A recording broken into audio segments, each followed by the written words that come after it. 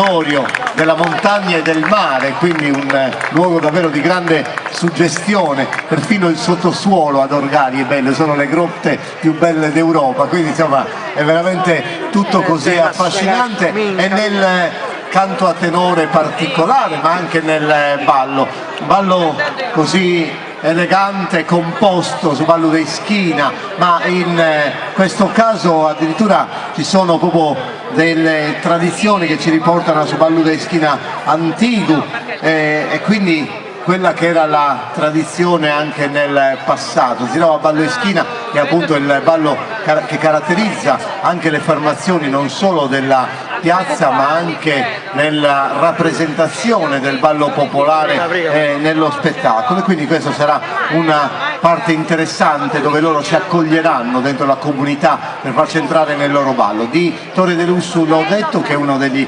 organitisti che insomma tra i più apprezzati in Sardegna, che lavora con molta serietà. Insieme vedremo appunto su Ballo Zirao e su Ballo Eschina antico, Zirao a Ballo Eschina ad Orgari.